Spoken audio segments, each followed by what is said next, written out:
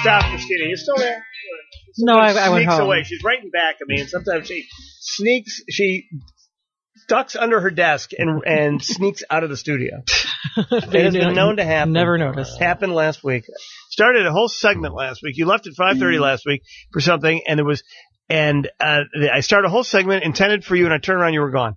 I had the best view of that, too, because all of a sudden you turn around and what the heck? I love She's not there? Yeah. I think the door was actually closing, too, while he was talking. Hey, wait, I'm talking to her, but what? Well, thanks for remembering. Yeah. My schedule. Yeah, because you bring me up to date on it so often. Can you redo the weather for me again? I think I heard something there I don't believe. Redo your weather forecast. Partly cloudy this evening with thunderstorms likely overnight. Low 64. Tomorrow, partly cloudy, showers, maybe a thunderstorm, but mainly in the morning. High 73. Right now it's 88 at O'Hare, 91 at Midway. That was it. What? That's what 88 at the lakefront. Ding, ding, ding, ding. What do I win? 91 at Midway. And yet we bumped with the sweater song, so. I know, I don't understand. Yeah. You'll need it tomorrow. I'm kidding. No, it's going to be 73 tomorrow. It's fine. It's all good. It's just a little hot out there today, isn't it? Jeez, got to get a break from this heat wave. Close, Man. Check on your neighbors. Especially the elderly. Yes, as Richard Daley once said, check your aunts and knuckles. The divvy riders will be leaving some sweat marks on those. I did. All right. So I went for a walk today. I decided I want to go over by the beach. I went over to Oak Street Beach, and I'm walking. I ran into other major international celebrities while I was there. Really? Is there a whole separate path? Yes, whole separate path for national celebrities. Bill and Julianne were there, which I thought was very nice. Oh, that's nice. They really do live here, unlike every other celebrity who claims to.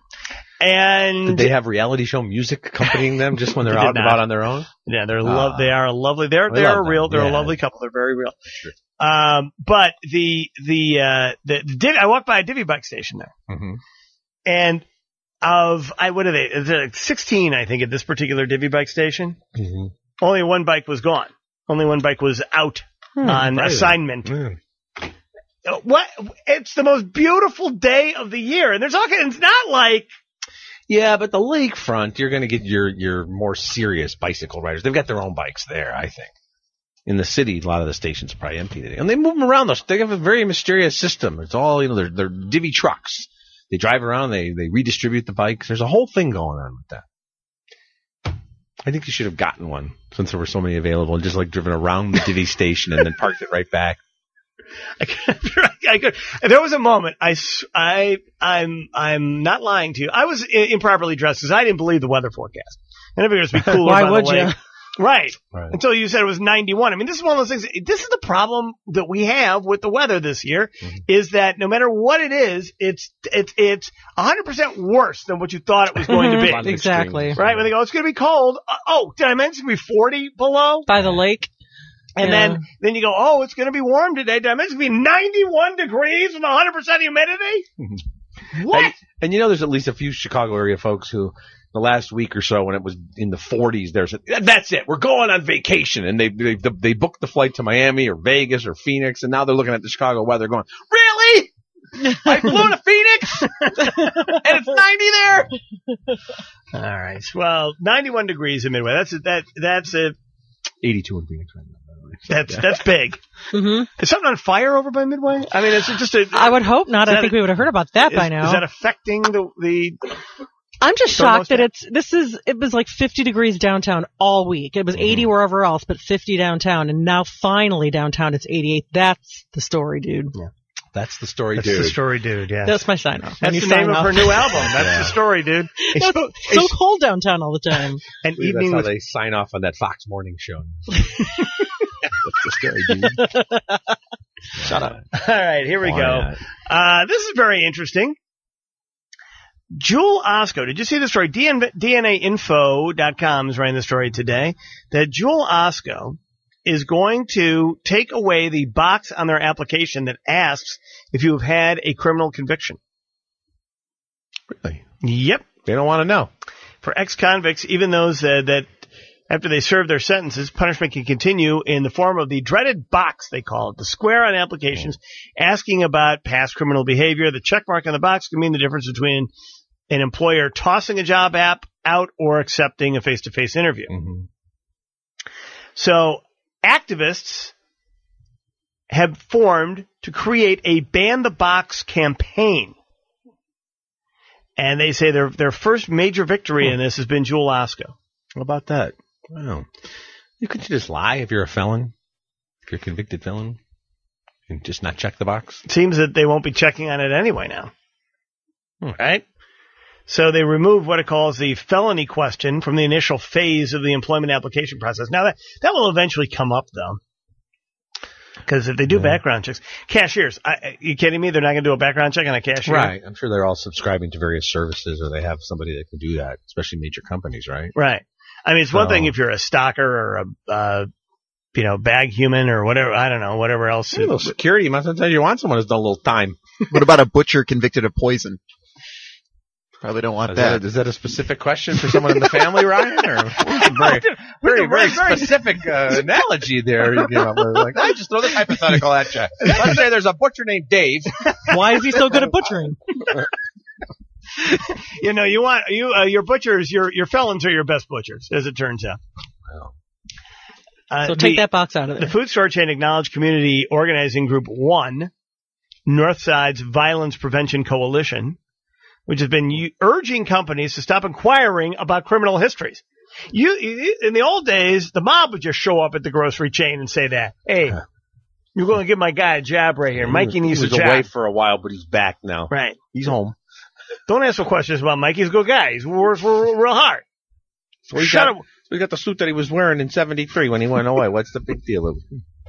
Well, you do think about, especially someone who a long, long time ago was convicted of a crime, a dozen years ago or something like that, and is living a productive, responsible, positive life.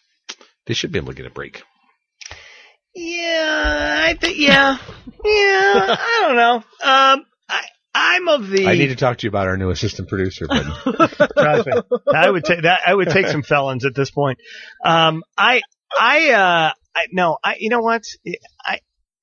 There are some differences here.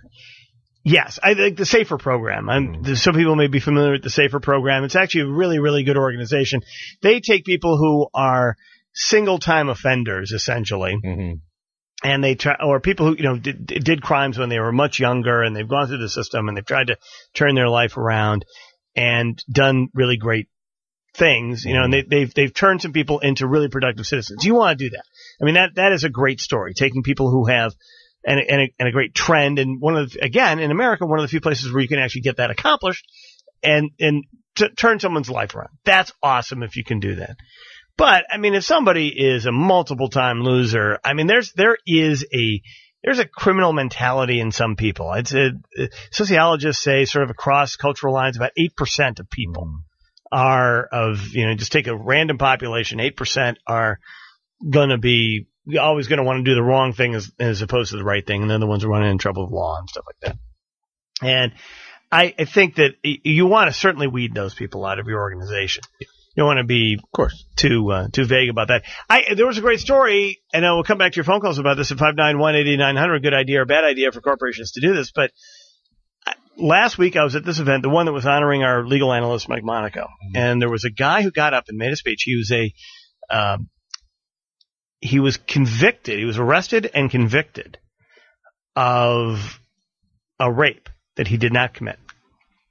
And he spent over a decade in prison until the DNA evidence finally exonerated him. Wow.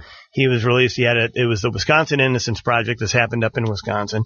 Came down here. He was so fascinated and he kept, he became his own jailhouse lawyer. He was so fascinated by the legal process, and he was writing his own briefs. He went to law school. Wow. He'd already been to college when he was convicted of this. He went to law school. So the lawyer is very successful as a lawyer now. Wow. And he understands the system from both sides.